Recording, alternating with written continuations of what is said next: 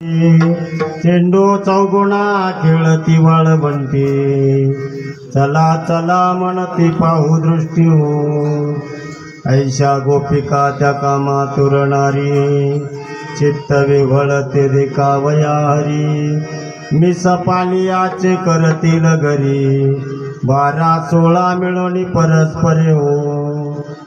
शिरे चोळिया त्या धोता विसरते, ऊर्ध्व लक्ष लागले कृष्णमूर्ती.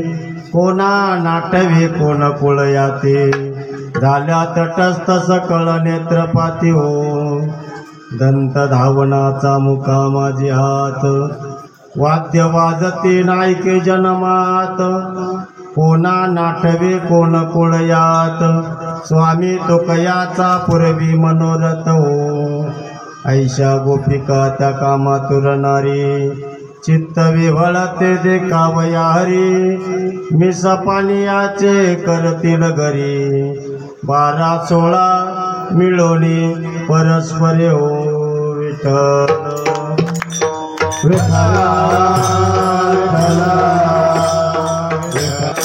विठ्ठला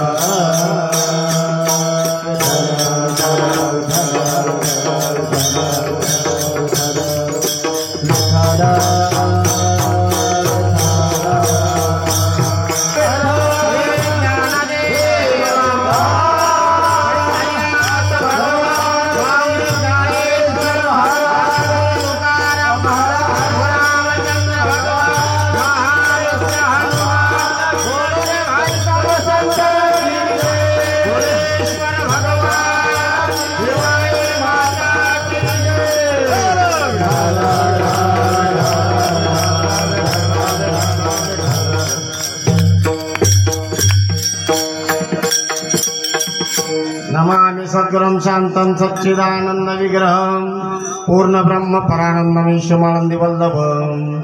अंबिले कोल संभूतं देवोग्राम विभूषणं, विरक्ति वल्लभं वन्दे तुकारामं हरिप्रियं. नमामि सद्गुरुं शान्तं सच्चिदानन्द विग्रहं, पूर्ण ब्रह्म परानन्दमीशमानन्दि वल्लभम्. मनोजपं मारुततुल्यवेगं, जितेन्द्रियं बुद्धिमतां वरिष्ठं.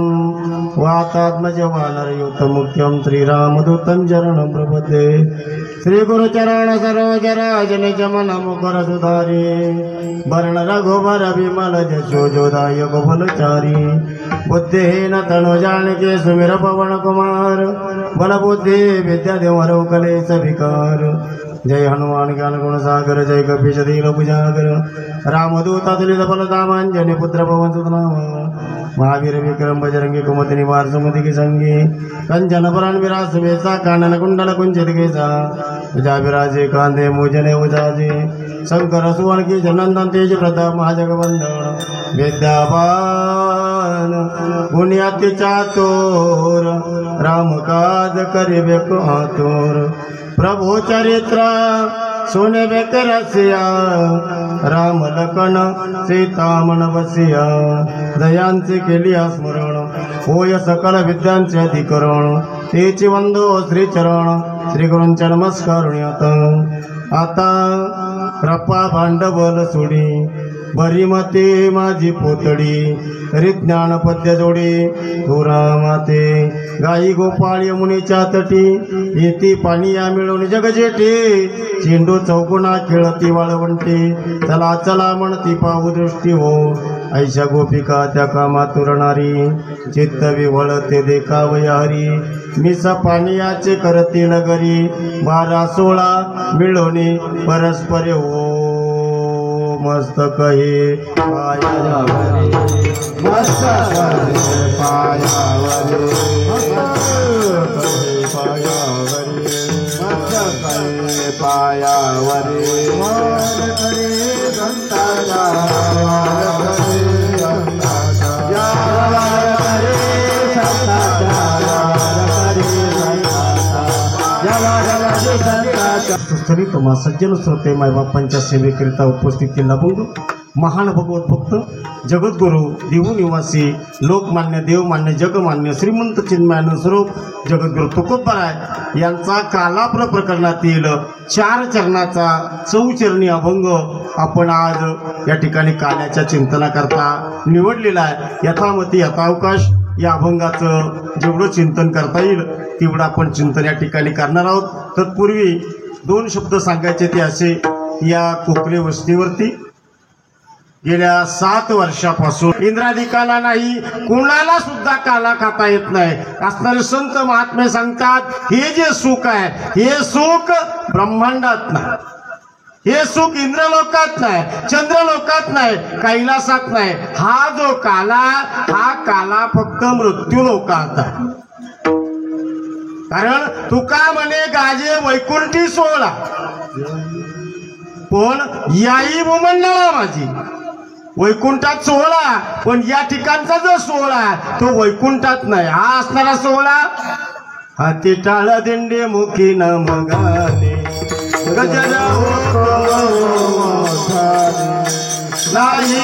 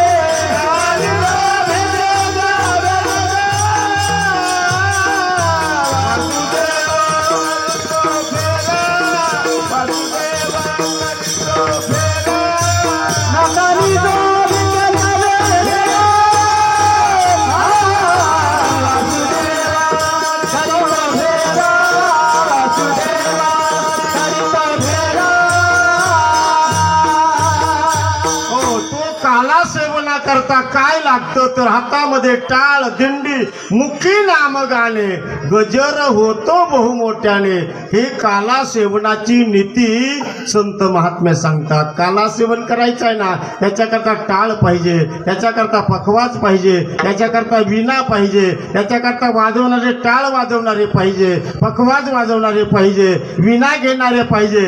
या सर्वांच्या साथीमध्ये केलेला जो काला, तो काला 3 प्रकारचा आहे। आजचा जो काला आहे तो दही लाईचा काला आहे, अजून एक काला तो जीव शिवाचा काला, आणि अजून एक काला आहे तो हरिनामाचा काला। असे 3 प्रकारचे काले आहेत। एक जीव शिवाचा काला, एक हरिनामाचा काला, आणि दुसरा तुम्ही आम्ही त्याचं प्रतीक म्हणून करतो तो दही लाईचा काला। आज असणारा दही लाईचा काला हा मृत्यू लोकात आहे, जीव शिवाचा काला हा मृत्यू लोकात आहे, हरिनामाचा काला या मृत्यू लोकात आहे। आणि तो काला सेवन करण्याचं जे वर्म आहे ते वर्म तुकोबाराय सांगतात। सोपे वर्म आम्हा सांगितले संती, सोपे वर्म आम्हा सांगितले, सोपे वर्म आम्हा सांगितले, सोपे वर्म आम्हा सांगितले,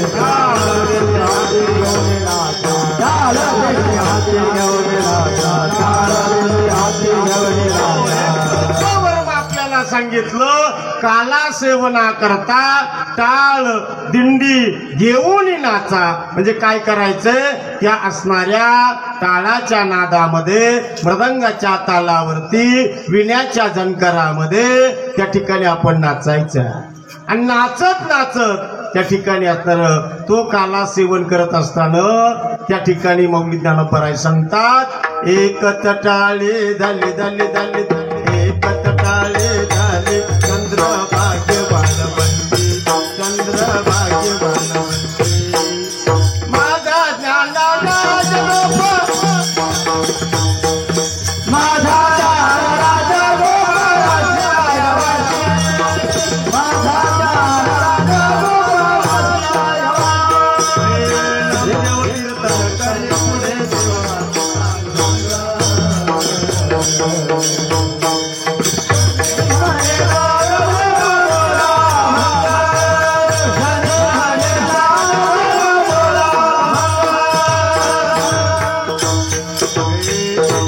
काळे झाले झाले झाले झाले एकच काळे झाले चंद्रभागे वाळवंटी चंद्रभागे वाळवंटी माझा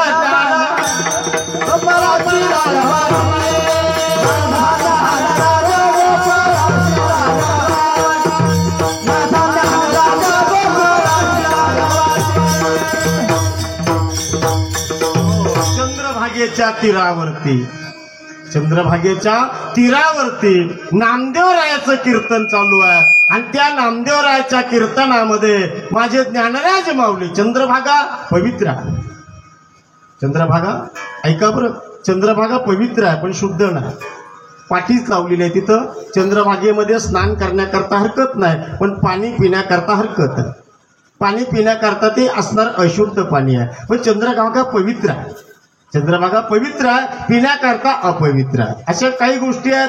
आपण बिस्लरीचं पाणी पितो, बिस्लरीचं पाणी शुद्ध आहे. बिस्लरीचं पाणी शुद्ध आहे पण ते पवित्र नाही. बिस्लरीचं पाणी शुद्ध आहे पण पवित्र नाही. चंद्रभागा शुद्ध पवित्र आहे पण शुद्ध नाही. आणि हॉटेलचं पाणी शुद्धही नाही आणि पवित्रही नाही. लक्षपूर्वक ऐका. चंद्रभागा पवित्र आहे, शुद्ध नाही. बिस्लरीचं पाणी शुद्ध आहे, पवित्र नाही. पवित्र नाही. आमचे असणारं हॉटेलचं पाणी पवित्रही नाही आणि शुद्ध नाही. पण एक ऐका ना, एक पाणी असं आहे ते पवित्रही आणि शुद्धही आहे. ते पाणी म्हणजे माझ्या वारकऱ्यातल्या घरातलं पाणी पवित्रही आणि शुद्धही आहे. अशा पवित्र असणाऱ्या वाळवंटामध्ये माझा माऊली ज्ञानोबा आहे. सगळ्यांना लाह्यारूपी प्रसाद त्या ठिकाणी वाटतायत आणि तोच लाह्याचा प्रसाद आपल्याला या ठिकाणी खायचा आहे. आणि तो खाण्याचं भाग्य आपल्या नशिबामध्ये या दोन असणाऱ्या भावानं, आमच्या इकडनं असणारे मुक्ता भाऊ बसलेत, इकडनं असणारे 1008 महामंडलेश्वर तुळसानंद सरस्वती ती इकडनं बसलेले आहेत. म्हणजे दोन्हीकडून दोन बसलेले आहेत. यांच्यामुळं आपलं भाग्य उदयाला आलं. आपलं भाग्य उदयाला आलं आणि आपल्याला असा काला सेवन करण्याचं भाग्य आपल्या नशिबामध्ये प्राप्त झालेलं आहे. पण हा काला कितीतरी काले आहेत, रोज काले आहेत. द्वादशीच्या काले आहेत, पौर्णिमेचे काले आहेत, अष्टमीचे काले आहेत, पंचमीचे काले आहेत, कितीतरी काले आहेत. पण रोज काले खातो. पण रोज काले खाऊन सुद्धा आपल्यात कुठला बदल होत का होत नाही हे मला आतापर्यंत कळालं ना. आणि इतके कीर्तन होतात. 10व्याचं कीर्तन आहे, 13व्याचं कीर्तन आहे, वर्षश्राद्धाचं कीर्तन आहे, पुण्यस्मरणाचं कीर्तन आहे, सप्ताहातले कीर्तन आहे, अनेक कीर्तन आहे. एवढे कीर्तनच आपण रात्रंदिवस ऐकतो आणि मोठमोठ्याला महात्म्याचे आपण कीर्तन ऐकतो. कुरेकर बाबाचं कीर्तन ऐकतो, जोग महाराजांच्या परंपरेतील आपण कीर्तन, सगळ्यांचे कीर्तन ऐकतो. एवढे सगळे आपण कीर्तन ऐकतो तरी आपल्यात बदल होत नाही. न होण्याचं कारण काय? बघा ना, इथं जर पाहिलं तर नुसते फतेपूरचे लोक नाहीत, लांब लांबून लोक आलेले आहेत. लांबून लोक या ठिकाणी आलेले आहेत, कीर्तन श्रवणाला बसलेले आहेत. एवढा समाज या ठिकाणी आला कारण का? या समाजाला या ठिकाणी काहीतरी मिळतं म्हणून हा समाज आलेला. काय मिळतं यांना? यांना शारीरिक समाधान मिळतं, प्रापंचिक समाधान मिळतं, व्यावहारिक समाधान मिळतं. हे तिन्ही समाधान धुळेश्वर आणि भिवाई माता यांच्या दरबारामध्ये भाऊ आणि अण्णा या दोघांच्या माध्यमातून या सगळ्यांना मिळतं. म्हणून आपण इथं येतो. इथं येऊन आपण त्यांची या ठिकाणी सेवा करतो. तद्वत आपल्याला त्या सेवेमधून काहीतरी मिळावं, काहीतरी मिळावं या उद्देशानं हा काला त्यांनी आयोजित केलेला. आणि काला करायचं म्हटलं की त्या ठिकाणी असणारं इतर काही सांगायचं नाही. मग काला करायचं म्हटलं की एकच पथ्य कीर्तनकाराला सांगितलेलं आहे, ते म्हणजे चरित्र ते उच्चारावे. कारण चरित्र, आता चरित्र वेगळं, इतिहास वेगळा आणि उपन्यास वेगळा. 3 प्रकार आहे. उपन्यास काल्पनिक कथेवर आधारित असतो तो उपन्यास. म्हणजे आपण जे टीव्ही मध्ये पाहतो ना, त्या मालिका वगैरे पिक्चर वगैरे जे आहेत, हे काल्पनिक कथेवर आधारित आहे. हे उपन्यास आहे. किंवा तुम्हाला सगळ्याला माहिती असेल फुलनदेवीचा उपन्यास, सगळा तुम्हाला माहिती आहे. हे काल्पनिक कथेवर आधारित असतं, ते उपन्यास असतो. आणि इतिहास, त्याच्यामध्ये 3 पद आहे. इतिहासामध्ये 3 पद आहे. इति ह आस. इति पहले ऐसा हुआ था, बाद में उसे लिख दिया है, इसे इतिहास कहते हैं. पहिले ऐसा हुआ था, काय झालं? गड आला पण सिंह गेला. ती कथा, तो पोवाडा पूर्ण त्या ठिकाणी बघून घ्या.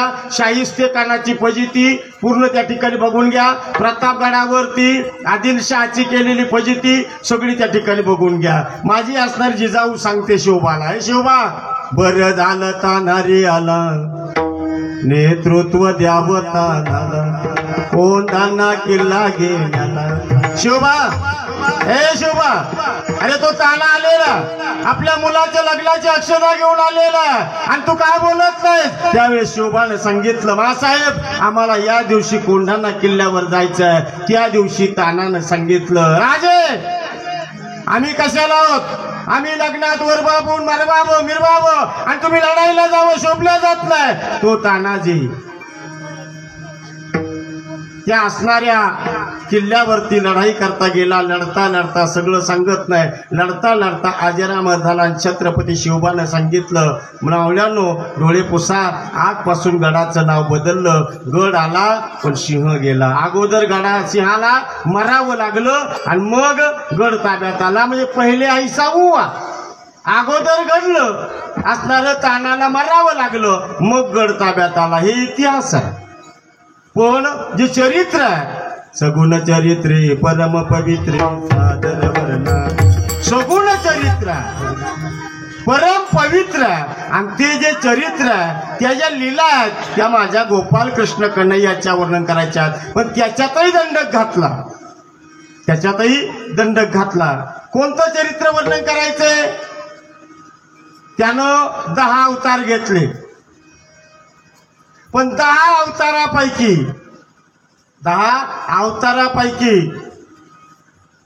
रांगता गोधने राखता है, रांगता गोधने राखता है, रांगता गोधने राखता है.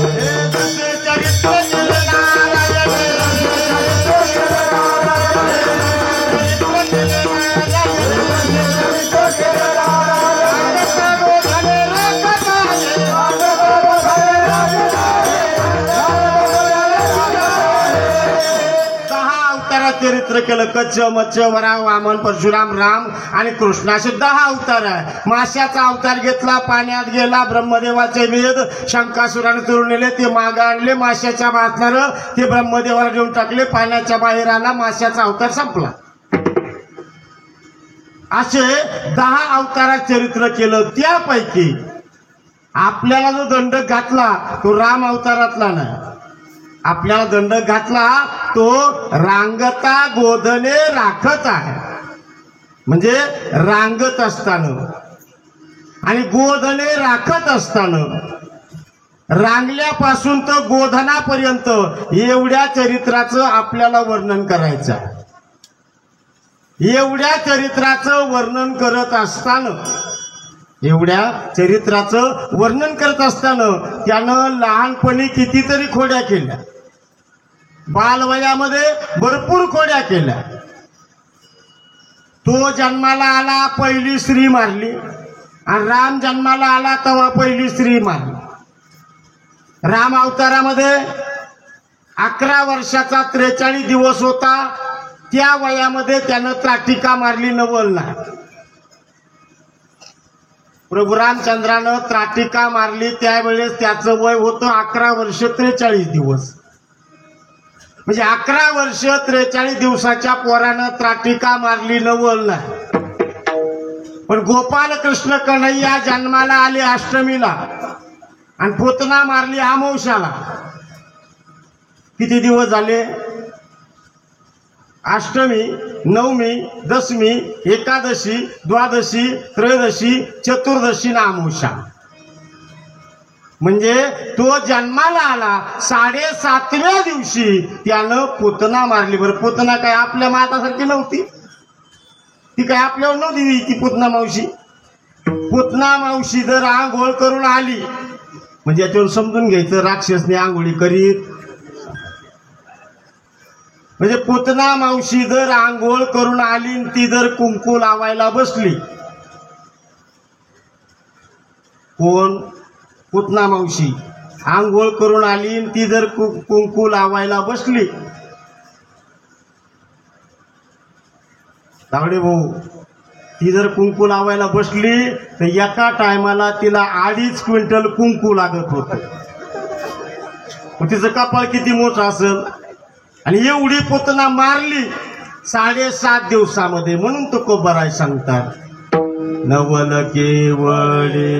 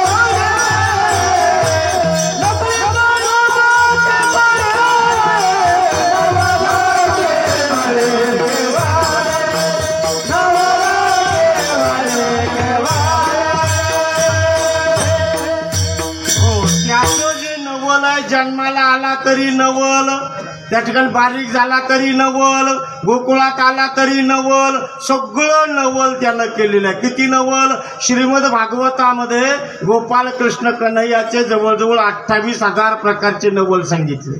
एक नाही, दोन नाही, 28,000 नवल श्रीमद भागवतामध्ये सांगितले. त्याच्या बहिणीचं लग्न त्याच्या भावाला सुद्धा माहीत होऊ दिलं नाही असं त्यांनी नवल केलं. काय नवल केलं?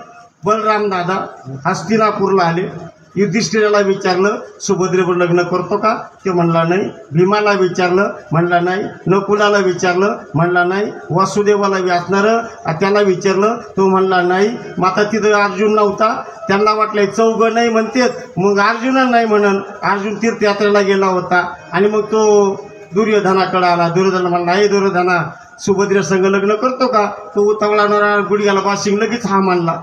लगेच आता बलराम दादानी पत्रिका काढली आणि द्वारकेला आले. म्हणले, कृष्णा ही पत्रिका? म्हणले, दादा कशाची? म्हणले, सुभद्रेच्या लग्नाची. कोणाबरोबर? म्हणले, दुर्योधनाबरोबर. मग ती पत्रिका हातात घेतली आणि कृष्णाने डोळे झाकले. कृष्ण म्हणला, आजपासून 3.5 वर्षांनी कौरव पांडवाचं युद्ध होणार आहे आणि त्या युद्धामध्ये बलराम दादा असणार, दुर्योधन मारल्या जाणार आहे. मग 3.5 वर्षांनी माझी बहीण विधवा होणार आहे. या ज्या भावाला कळालं तो भाव त्याला पोरगी देईन का? त्याला काय केलं? बलराम दादाला जाऊन दिलं. ती पत्रिका चुरगाळली, समुद्रात टाकून दिली. अर्जुन जिथं तीर्थयात्रा तिथं गेला. म्हणला, कृष्णा, अर्जुना, सुभद्रा तुला द्यायची होती बरं का, पण दादाने दुर्योधनाला द्यायची कबूल केले. ते म्हणला, पहा तुम्ही मोठे लोक, आम्ही कशाला काय बोलावं. पण म्हणला, तू एक काम कर, खोटा संन्यासी हो आणि खोटा संन्यासी होऊन काय कर, सुभद्रा पळून ने. पण तो मला जर काही घोटाळा झाला तर मला परत कोणी द्यायचं नाही बरं का. म्हणला, काहीच काळजी कर, तू फक्त ये. मग अर्जुनानं काय केलं? जटा बिटा वाढवल्या, कुबडी फावडी घेतली, खोटा संन्यासी झाला आणि द्वारकेच्या मंदिराजवळ येऊन बसला. द्वारकेमध्ये अर्जुन 6 वर्ष होता, त्याच्यामुळे द्वारकेत त्याला सगळी माहिती होती. कोणती बाई कोणती, तिचं नाव काय, गाव काय, सगळं तिला माहिती होतं. तो मंदिराजवळ आला आणि बसला. सकाळी एक काठी टेकत म्हातारी आली. या अर्जुनाने पाहिली, अर्जुनाची ओळखीची होती. अर्जुन म्हणला कोण? समाबाई का? म्हातारी पागल झाली ना किंवा ती म्हणली नावा सगळ बाबा ओळखीतो. इतकी म्हातारी पागल झाली ना ती अख्ख्या गावात मंदिरात बाबा आलाय तो नावा सगळं ओळखीतो. हे बाबाकडे झुंड चालू झाली. ही बातमी बलराम दादाच्या कानावर गेली. बलराम दादा आले. विठ्ठल विठ्ठल दादा आले. गेली लांबून पाहिलं. म्हणले तुम्ही कृष्णाचे भाऊ बलराम दादा का? बलराम दादाने तोंडात बुटच घातलं. बलराम दादा म्हणले बाबा उद्या जेवायला आपल्या वाड्यावर. असा चमत्कार दाखवलं ना लोक मागं लागत येत. आता इथं चमत्कार आहे म्हणून तुम्ही एवढे आलात, नाही तर कोणी येते की आयरणात रस्त्यापासून आतमध्ये 6 किलोमीटर आहे, 2-3 किलोमीटर आहे. एवढ्या आयरणात कोण येतंय? पण इथं काहीतरी आहे. इथं काहीतरी भगवंताची शक्ती आहे, भगवंताचं असणारं वास्तव्य आहे. का वास्तव्य? हे लोक न चुकता या असणाऱ्या देवतेची इतकी पूजा करतात. आपण करत नाही केवढी पूजा हे लोक करतात. विठ्ठल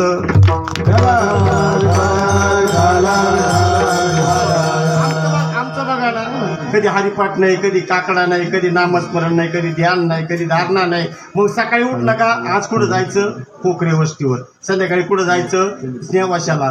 असणार उद्या कुठं जायचं? हे फक्त होते डायऱ्या उचकायच्या. आमच्या जीवनात कधी ध्यान नाही, धारणा नाही, काही नाही. आता हे करायचं कोणी? नुसतं सांगून चालत नाही, हे अगोदर केलं पाहिजे. माझ्या जगद्गुरुबाई अगोदर केलं आणि मग समाजाला सांगितलं. तसे हे 2 भाऊ आहेत ना, अगोदर करतात. बघा तुम्ही आता हे मुक्ताभाऊ हंडी निमगावच्या शिवारामध्ये होते. रोज लोकांना वाघ दिसायचे, पण यांच्या गोट्यात काही वाघ आला का? म्हणून आला बरं. ते हवीच्या अरे आमचे लोक जायचे ना बातनरी. पाटील आमच्या समोर बसलेले, त्यांचं वावर तिकडंच होतं. ते म्हणायचे बाबा त्या का भागात वाघ आलेला आहे. रोज कोणी ना कोणी सांगायचं आम्ही पाहिला, इकडून गेला तिकडं गेला. आणि यांचं फक्त रस्त्याच्या या खालच्या बांधाला आणि त्यांचं त्या ठिकाणी असणारं वास्तव्य. मेंढ्या तिथं, ते तिथं, उघड्यावर सगळं काही नाही. पण वाघ त्यांच्याकडे आला नाही, त्यांच्याकडे पाहिलं नाही, त्यांच्याकडे गेला नाही. न जाण्याचं कारण काय आहे? एवढा मोठा पाठीराखा त्यांच्याकडे असताना वाघाची काय मशाल आहे त्यांच्याकडे जायची? वाघ त्यांच्याकडे जाणार नाही. हा वाघ आपल्याकडे आल्याशिवाय राहणार नाही. कारण आपण कधी देव नाही, धर्म नाही, काय नाही हे आपण कधी पाहतच नाही. आपल्याला फक्त नित्य उठून या खावयाची चिंता एवढंच आपल्याकडं. पण आपण जीवनामध्ये पूजा केलीच पाहिजे, ध्यान केलंच पाहिजे, धारणा केलीच पाहिजे. हे तुम्ही गळ्यात माळ्या असो नसो पण तरी सुद्धा तुम्ही हे केलं पाहिजे. हे करण्याकरता हा मनुष्य देह आहे. आणि या मनुष्य देहाला आपण आलात ना, आल्यानंतर तुकोबर आपल्याला सांगतात त्या गोपाळ कृष्ण कन्हैयानं अनेक प्रकारचं नवल केलं. त्या असणाऱ्या कृष्णाला असणाऱ्या अर्जुनाला जेवायला बोलवलं. अर्जुन जेवायला आला, जेवायला बसला आणि कृष्णाला म्हणला कृष्णा, सुभद्रा लहान होती तेव्हा पाहिली, आता या 150 पुरी थोडं पागायची. कृष्णाने हाका मारली, ताई भात घेऊन ये. आता जिच्याकडे भात होता ती चालत होती बिताडाकडं आणि पाहत होती स्वयंपाकाकडं. अर्जुन म्हणला ही क्रू असणारी सुभद्रा आहे का? तेवढ्यात दादा म्हणला ताई पापड घेऊन ये. आणि सुभद्रा पापड घेऊन आली. आणि अर्जुनला सांगितलं कृष्णाने ही सुभद्रा आहे. सुभद्रा पाहिल्यानंतर अर्जुन पागल झाला. बलराम दादा म्हणले बाबा आजच्या दिवस मुक्कामाला थांबतील. कृष्ण म्हणला दादा कायला पिढा घरात घालता, बाहेरची बाहेर जाऊन द्या. पण नाही बाबा थांबतील. बाबा मुक्कामाला थांबले. सुभद्रा दूध घेऊन गेली. बाबाने रात्री 12 वाजता दादाचा पलंग बगलात उचलला, सुभद्रा खांद्यावर घेतली आणि निघून गेलं. म्हणजे सुभद्रेचं लग्न अर्जुनाबरोबर लावलं हे बलराम दादाला सख्या भावाला माहिती होऊ दिलं नाही. म्हणून तुकोबराय सांगतात नवल की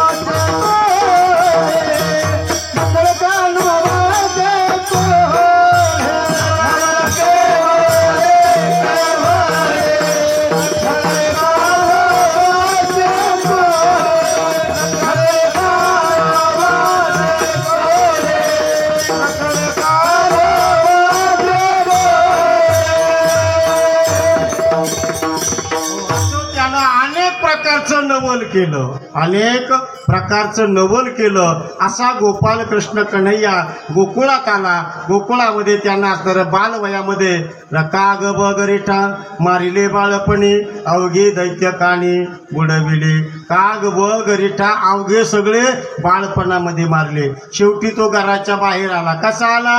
तळवे तळ हात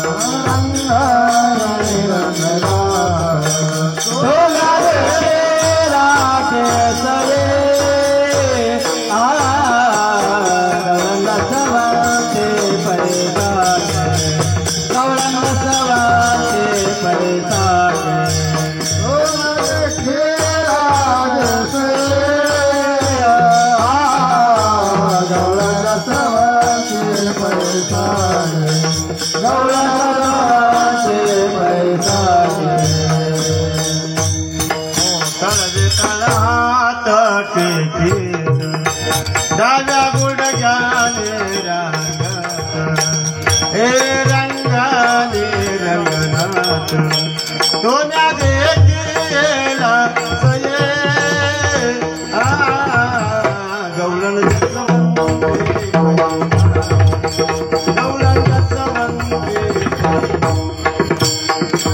हो तो असा हात घासणार दरवाजाच्या बाहेर निघाला. पण तळवे तळ हात टेकीत डाव्या गुडघ्याने रांगत रंगणी रंगनाथ तोम्या देखील सये. गवळणी त्याच्या पुढे जाऊन सांगतात.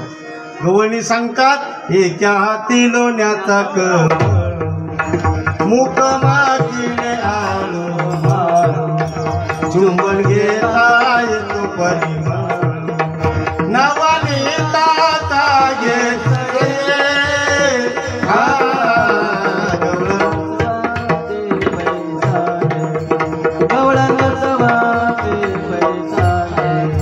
ऐका ना. एका हाती लोण्याचा कव हातामध्ये लोणी आहे आणि लोण्यानं काय केलं? मुख माकिले सगळं तोंड भरलेलं आहे आणि त्याच्यामध्ये गवळण म्हणते चुंबन घेता येतो परी. कशाचा वास येतो? नवनीताचा येसये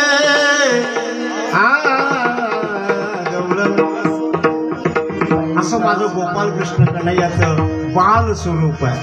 आणि त्या बाल स्वरूपामध्ये अनेक प्रकारचं त्यानं काय केलं? विमलार्जुन सारख्या वृक्षाचा उद्धार त्या ठिकाणी केला. आणि काही करता करता करता करता बाहेर आला. बाहेर आल्यानंतर त्यानं त्या ठिकाणी असणारं सवंगडी तयार केले. सवंगडी तयार केले आणि त्या सवंगड्यामार्फत त्यानं गोकुळामध्ये नाना प्रकारच्या लीला करायला सुरुवात केली. इतक्या लीला केल्या, इतक्या लीला त्या गोकुळामध्ये केल्या. कोणाच्या असणाऱ्या गाया सोडून द्यायच्या, गाढवं तिथं बांधायचे. अनेक प्रकारच्या लीला त्या गोकुळामध्ये केल्या. त्या लीला करता करता करता करता करता करता गवळणी सगळ्या त्रासल्या. गवळणी हतबल झाल्या.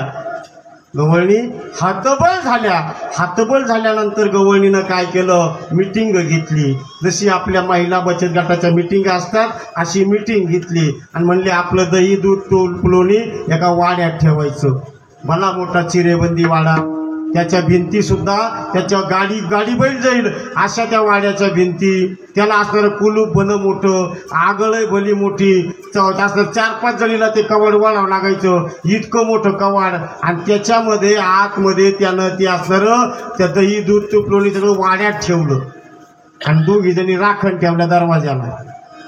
आता त्याला म्हणा ये आणि काय तुला कसं खायचं ते. मग कृष्णानं काय केलं, मीटिंग बोलवली. म्हणले उद्या आपल्याला चोऱ्या करायच्या, उद्या रात्री बरोबर 11 वाजता तुम्ही कळंबाच्या झाडाखाली यायचं, मी तोपर्यंत तिथं येतो. काय असणार त्याचे मित्र 10 वाजताच कळंबाच्या झाडाखाली.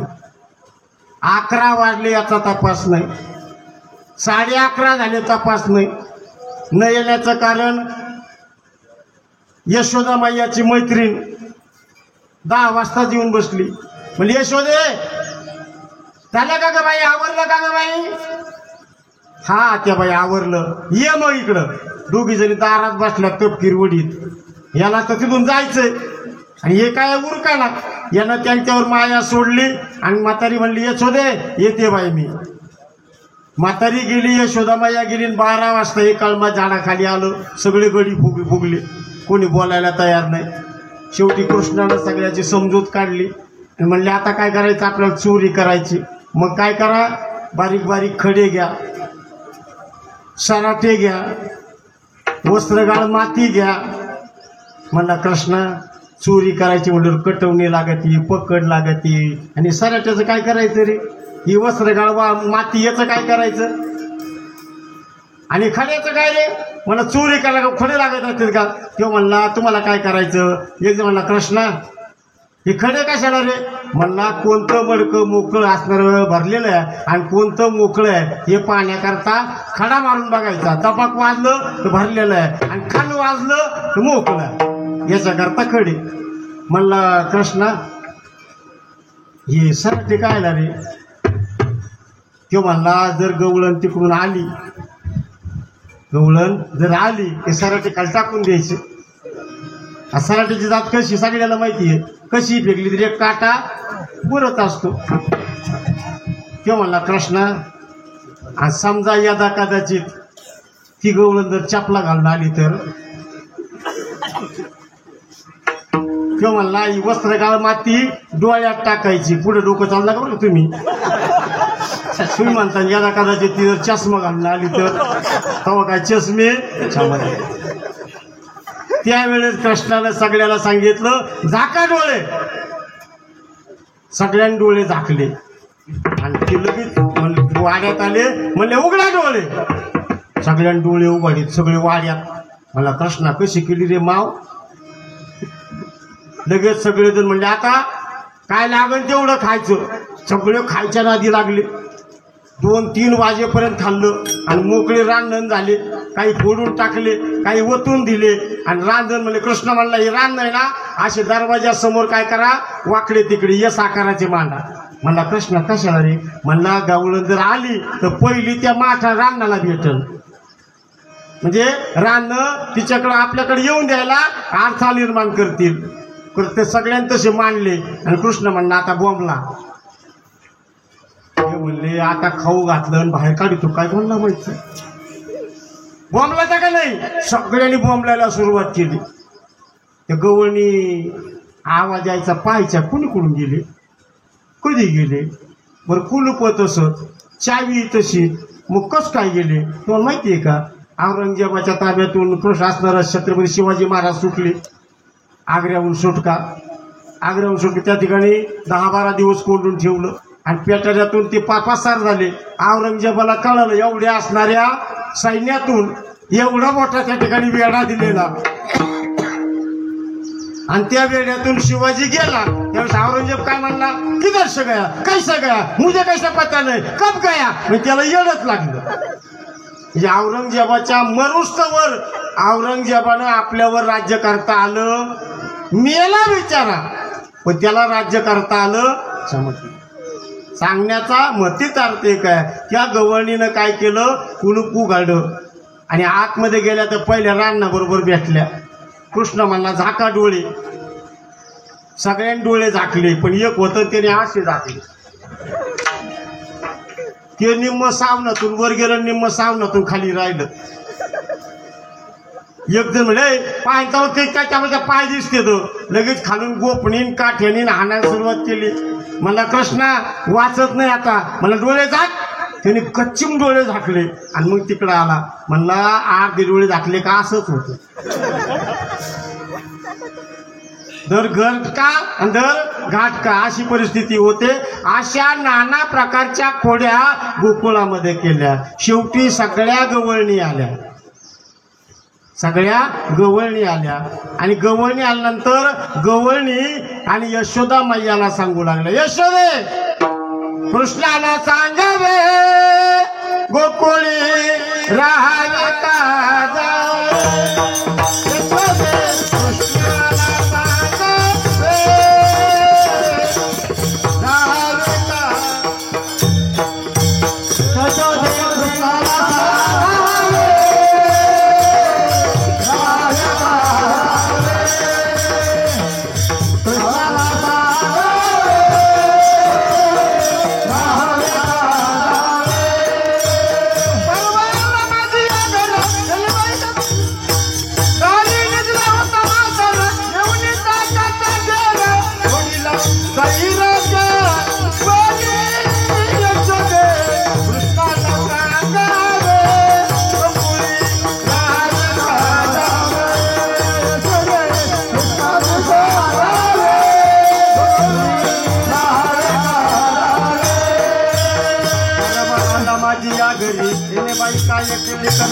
पतीची दाढी माझी गेली गेला मार्ग माधुनी.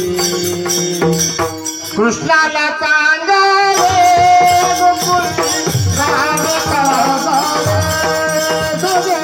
कृष्णाला सांगावे गोकुळी राहावे का. हो ही गवळण सांगू लागली, यशोदे अगं हे परदेशी माया घरी आलं. दारात पुसाचा महिना, थंडीचे दिवस, दारात बाजावर म्हातारं झोपलं होतं. आणि म्हातारं झोपलं ते असं होताना एवढी मोठी डेरी हे घरात गेलं. आणि गेल्यानंतर एवढा मोठा ताकाचा डेरा आणला आणि तो ताकाचा डेरा घेतला असा म्हाताऱ्याच्या डेरीवर गपशिरी पडला. आता पुसाच्या महिन्यातला ताकाचा डेरा काय म्हाताऱ्याला गुदगुल्या झाल्या असत्यान का. अरे हे तर काहीच नाही म्हणे. एक गवळण म्हणली, अगं यशोदे काय सांगू तुला, परदेशी आम्ही नवरा बायको झोपलो होतो. इकडून तरी दिवसभर फिरून त्यानं मुंगस पकडलं आणि ते मुंगस आणून आमच्या नवरा बायकोच्या सोडलं, मधी सोडलं. आम्हाला मुंगस म्हणता यायला, पुंगास पुंगास असंच बोलायला लागलो आम्ही. असं किती खोड्या केल्या तरी यशोदा म्हणते. यशोदा काय म्हणते, अरे तुम्ही सांगूच नका, माझं जे पोरग आहे ना बाळाचा गुणागुणाचे ताले, गुणागुणाचे ताले, बाळाचा गुणागुणाचे ताले,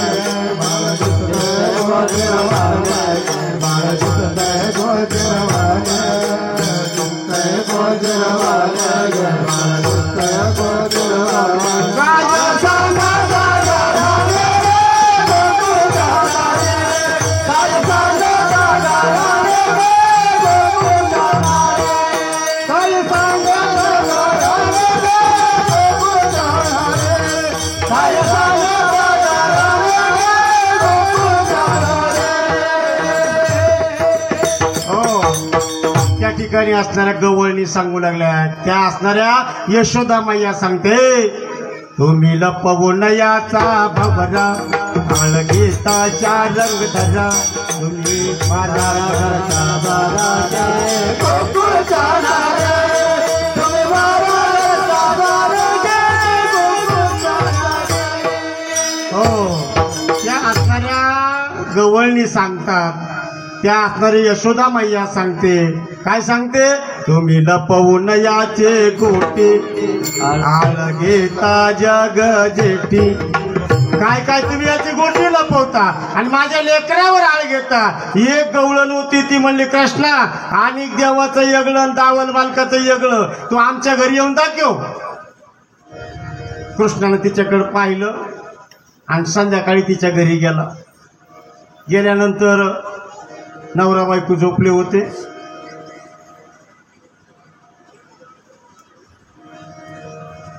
कृष्णानं काय केलं, तिची यनिनेची दाढी गदुईची गाठण मारली आणि गेला निघून. पहाटे 4 वाजता उठले.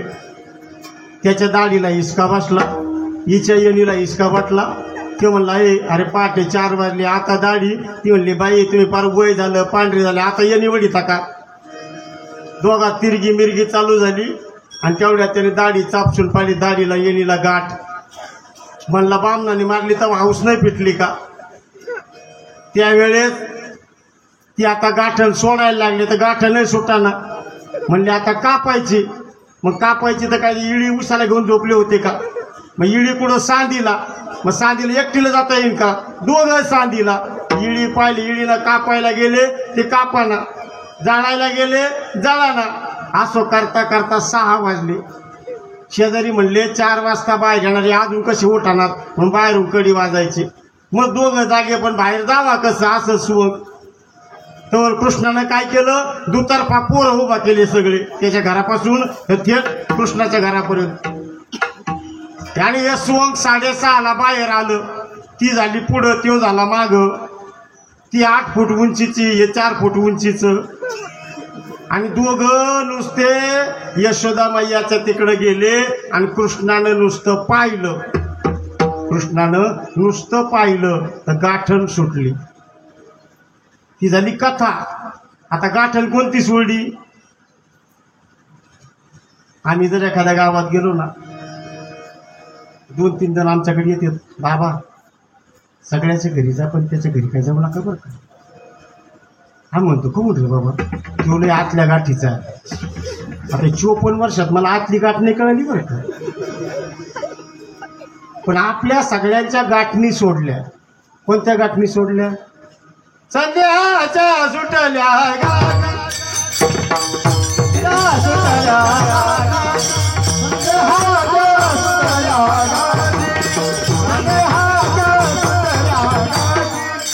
दाल पोटे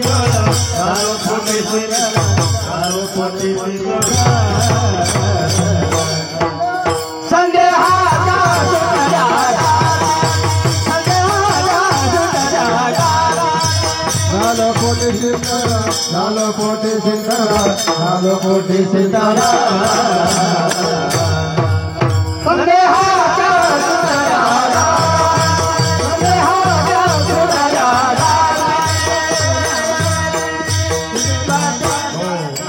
आपल्या सगळ्यांच्या जवळ संदेह म्हणजे संशय आहे. सगळ्याजवळ संशय आहे. त्या संशय रूपी गाठण जग असणाऱ्या गोपाल कृष्ण कन्हैयानं सोडलं. असा ज्याचा संदेह गेला, ज्याचा संशय गेला, कारण का संशयाहुनी थोर अनेक पाप नाही गोर, विनाशाचे वाघोर प्राणी असे, असा संशय आहे.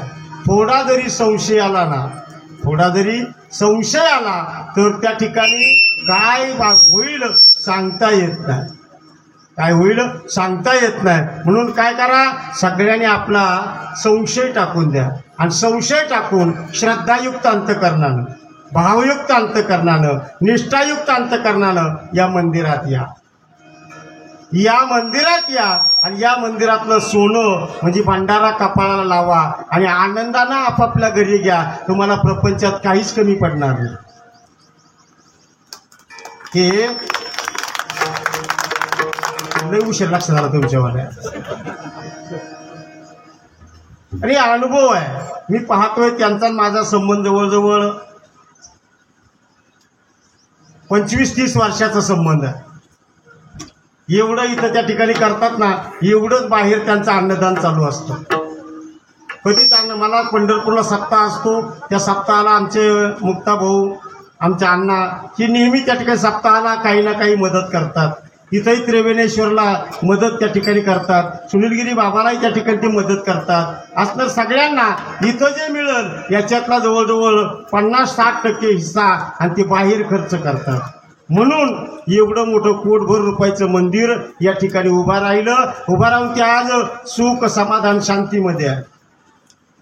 मी कधी मध्ये जर माझ्याकडे कोणी आलं ना, मला म्हटलं ना बाबा फारच लईच आटाम्याटा कुठेला आलंय, काय करावं काही कळत नाही, काय मुक्ता भाऊला फोन करतो, पुढे तुम्ही अमुक अमुक ठिकाणी, या माणसाला तिथं लावून देतो आणि तिथं गेल्यानंतर तो माणूस आनंदानं येतो आणि तो म्हणतो बाबा तुम्ही आम्हाला चांगली जागा दाखवली का त्या बाबाने आमच्याकडून रुपये सुद्धा घेतला नाही, लिंब सुद्धा त्याच्या पदरशी दिले. एक रुपया न घेता पेशंटवरती ते त्या ठिकाणी काय करतात आणि विलास करतात. तो विलास साधा, पण काय आहे त्यांच्याकडे श्रद्धा आहे, त्यांच्याकडे विश्वास आहे, त्यांच्याकडे भाव आहे, त्यांच्याकडे निष्ठा आहे आणि त्या श्रद्धेनं तुम्ही येत चला, त्या श्रद्धेनं तुम्ही येत चला, तुम्हाला कुठल्याही गोष्टीची कमी पडणार नाही. तद्वत त्याच श्रद्धेनं आपल्या मनातला संशय काढून टाका. आपल्या मनातला संशय गेला की तुका म्हणे देव झाला, देव व्हायला काही लागत नाही. तद्वत या ठिकाणी सगळ्या गवळणीच्या असणाऱ्या मनातला संशय काढला, त्यांच्या संशयरूपी गाठणी त्या ठिकाणी सोडल्या. आणि जी आपण सासू आहे, तुमची आमची सासू नाही, तर सासू कोणती आहे? ती सासू संत महात्मे सांगतात कल्पनेची सासू, तिचा भलताची जातू. कल्पना रूपी सासू आहे आणि तिचा आपल्याला जाच आहे. म्हणून तर म्हटलेलं आहे बाई बाई जाते ग मायेरा, बाई बाई जाते ग मायेरा, बाई बाई जाते ग. तुमचं आमचं सगळ्याचं माहेर ही पंढरपूर आहे आणि आता आपण बसलो की सासरला. कुठं आता सासरमध्ये आहोत. आपलं माहेर माझे माहेर पंढरी आहे भिवरेच्या, ते माहेर आहे. आता या सासरहून माहेरला जायचं, सासरहून माहेरला जायचं. त्याच्याकरता काय करायचं? संशय टाकून द्यायचा, संशय टाकून द्यायचा, कल्पना फेकून द्यायची आणि मग काय करायचं तर त्या ठिकाणी शुद्ध अंतकरणानं त्या भगवंताकडे जायचं आणि जात असताना काय करायचंय त्याचं नामस्मरण करायचंय. विठोबा रखोबा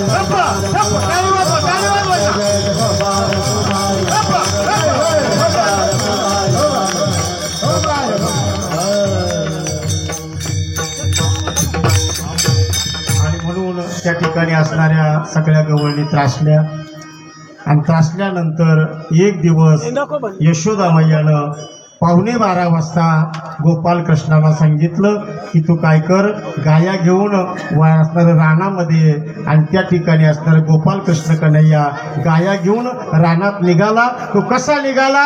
अभंगाचं पहिलं चरण. गाई गोपाळ यमुनेच्या तटे, गाई गोपाळ यमुनेच्या तटे तटे, येते पाण्याने रोली जग जेथे, येते पाण्याने रोली जग जेथे.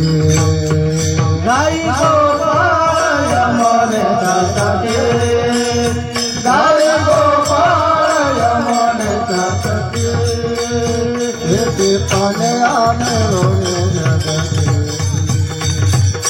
ते पाण्या मिळून जगती चेंडू चौगोना खेळाचे वाळवंटे चला चला म्हणते पाहू दृष्टी वाळवंटे चला चला म्हणते पाहू दृष्टी ऐसा गोपिका तो कामातुर नाही ऐसा गोपिका तो कामातुर नाही ऐसा गोपिका कामातुर ऐसा गोपिका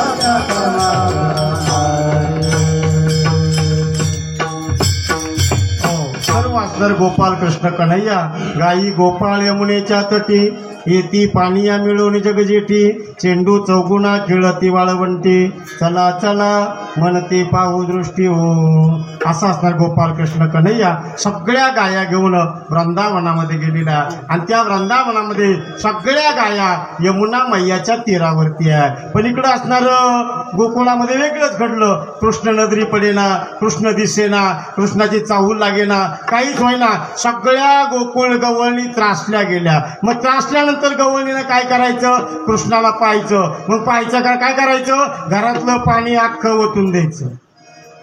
घरातलं पाणी अख्खं ओतून द्यायचं, काहीच पाणी ठेवायचं नाही. आणि लहान लेकरू त्याला चिमटा काढायचा. चिमटा काढला की ते वळायचं. सासू म्हणायचे काय झालं? पाणी मागत आहे. द्यायला काय गोळी आली का? पाणीच नाही. आणायला काय पाय मोडले का? तुकोबराय सांगतात भरीला उल्लंडोने रेता करी घट मीच पाणी याचे गोविंदाचे घट आले दाडा दाडा उचलतो मी वाट पाय पाळतो नि उभा तो ते नेतो आयच्या गोपिकाच्या कामातुराना आयच्या गोपिकाच्या कामातुराना अशा त्या गोपिका पाणी ओतून द्यायच्या. त्याच गोपिका त्या असणाऱ्या गोपाल कृष्ण कन्हैयाला पाहण्याकरता काय करायच्या? अभंगाचं द्वितीय चरण गोपिका या कामना ऐसा गोपिका त्या कामातुराना ऐसा गोपिका कामातुराना ऐसा गोपिका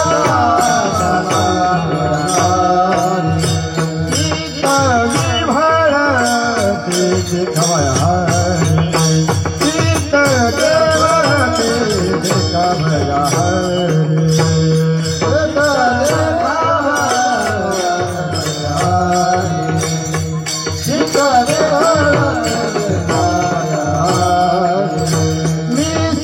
पाण्याचे धरतीला घरी मीच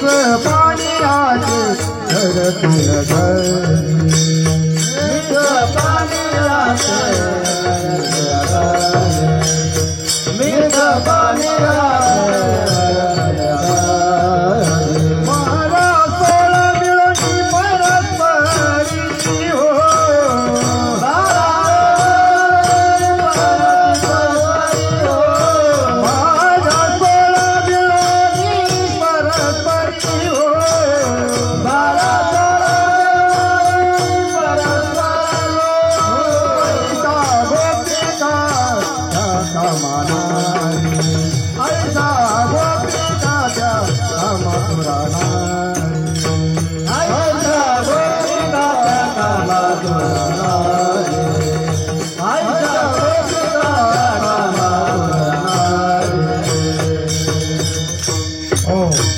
गोपिकाच्या कामातुरणारी चित्त विव्हळते देखावयारी मेस पानियाचे करतील घरी 12-16 मिळून परस्परे हो. त्याला पाहण्याकरता त्याला जर पाहिलं ना तुम्ही बघा इथं जर आलात ना धुळेश्वराच्या मंदिरामध्ये जर गेलात आणि धुळेश्वराचा मुकुट पाहिला की समाधान होतं. माझी माऊली सांगते एखाद्याला पाहिलं आणि मनाला समाधान झालं सगळ्यात मोठा आनंद तो आहे. माऊली सांगते, दर्शनी प्रशस्ती पुण्यपुरुष. हा पुण्यपुरुषाला पाहिल्याबरोबर मनाला समाधान. बघा तुम्ही, जर समजा पुण्याहून एखादे असं 2-4 भक्त इथले निघाले पुण्यावरून, पण त्यांनी काय अण्णाला फोन केला नाही, पण ते घोडेगावच्या पुढे निघाले. अण्णा असतील की नसतील, अण्णा असतील की नसतील, फोनही लागाना. अण्णाने काय नंबर बदलला का काय, अण्णा कुठे गेले. घोडेगावपासून त्यांना वेध चालू झाले आणि मंदिरात आले. आणि मंदिरात आल्याबरोबर अण्णा पाहिल्याबरोबर समाधान प्राप्त झालं. होतंय की नाही समाधान? तद्वत आपल्याला भगवंताला पाहिलं की मनाला समाधान प्राप्त होतं.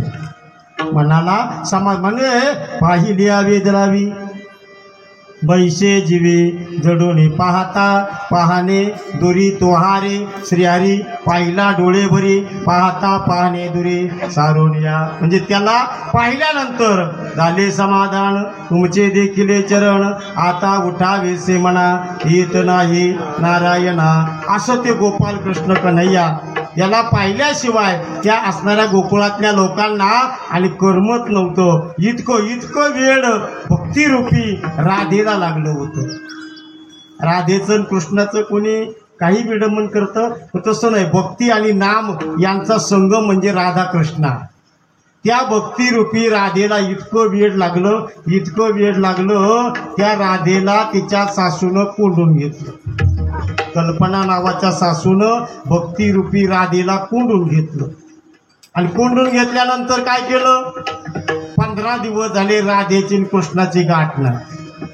कृष्णाला इकडे येड लागलं, राधा कुठं गेली. शेवटी त्याला कळालं तिच्या सासूनं तिला काय केलं? कोंडून घेतलं. मग कृष्णानं काय केलं? कृष्ण 9 वार साडी नेसला, भलं मोठं कुंकू लावलं, इथपर्यंत बांगड्या घातल्या आणि डोक्यावरती बांगड्याची पाठी घेतली. म्हणजे कोण झाला? कासारीन झाला. कासारीन कोण झाला? कासारीन झाला. अगोदरच सुंदर, त्याच्यात 9 वार साडी अधिक सुंदर, त्याच्यात भलं मोठं कुंकू अधिक सुंदर, इतकल्या बांगड्या भरल्या. इतकं आगलूक. जसं आपण आपल्या शाळेचं संमेलन जर असलं तर संमेलनामध्ये आपल्या छोट्या छोट्या मुलीला आपण जर साड्या नेसवल्या तर त्या आजीला इतकं कौतुक वाटतं. आजी म्हणते नको बाई बघायला, माहीत दिसत लागेल ती. इतकं ते आगलूक दिसत.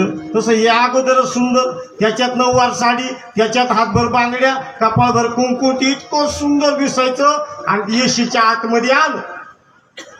येशीच्या आतमध्ये आलं पेटी मास्तर आणि तिनं हाळी मारली. काय बांगडी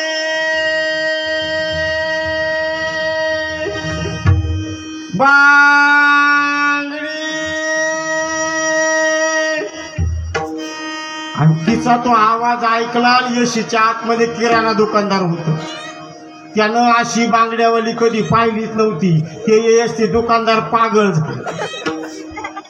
झालं. तेव्हा नाही मावशी इकडे म्हणली, काय रे भाऊ? तो म्हणला मलाही बांगड्या भरायची. त्याला हात लावला, त्याला त्या ठिकाणी समाधी. अख्ख्या गावात समाध्या. आणि 5:30 पावणे 6ला नेमकं राधेच्या दारासमोर. आणि तिनं तिथं हाळी मारली. बांगडी. राधेच्या सासूनं पाहिलं, म्हणे काही कळतं का?